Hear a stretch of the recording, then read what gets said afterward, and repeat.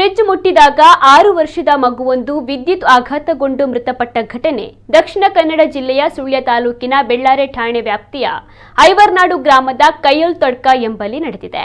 ಪುತ್ತೂರು ತಾಲೂಕಿನ ಕೆದಂಬಡಿ ಗ್ರಾಮದ ಸನ್ಯಾಸಿಗುಡ್ಡೆ ನಿವಾಸಿ ಹೈದಾರ್ ಅಲಿ ಎಂಬವರ ಪುತ್ರ 6 ವರ್ಷದ ಮಹಮ್ಮದ್ ಆದಿಲ್ ಮೃತ ಮಗು. ತಾಯಿ ಮಗುವಿನ ಜೊತೆಗೆ 5 ದಿನಗಳ ಹಿಂದೆ ಐವರ್ನಾಡಿನ ತವರು ಮನೆಗೆ ಹೋಗಿದ್ರು. ನಿನ್ನೆ ಮಧ್ಯಾಹ್ನ ತಂದೆ ಹೈದಾರ್ ಅಲಿ ಕೂಡ ಪತ್ನಿ ಮನೆಗೆ ಬಂದಿದ್ದು ಮಧ್ಯಾಹ್ನ ಊಟ ಕೂಡ ಮಾಡಿದ್ರು. ಈ ವೇಳೆ ಮಗು ಆದಿಲ್ ಊಟ ಮಾಡಿ ಆಟವಾಡ್ತಾ ಫ್ರಿಡ್ಜ್ ಬಳಿ ಹೋಗಿದ್ದು ಅದನ್ನು ಮುಟ್ಟಿದಾಗ ಶಾಕ್ ಆಗಿದೆ.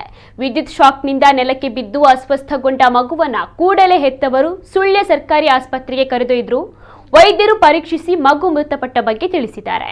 ಆಕಸ್ಮಿಕವಾಗಿ ವಿದ್ಯುತ್ ಶಾಕ್ ಆಗಿ ಮಗು ಮೃತಪಟ್ಟಿದ್ದು ಇದರಲ್ಲಿ ಬೇರೆ ಯಾವುದೇ ಸಂಶಯವಿಲ್ಲ ಎಂದು ಮಗುವಿನ ತಂದೆ ಹೈದಾರ್ ಅಲಿ ಅವರು ಬೆಳ್ಳಾರೆ ಠಾಣೆಗೆ ದೂರನ್ನು ನೀಡಿದ್ದಾರೆ.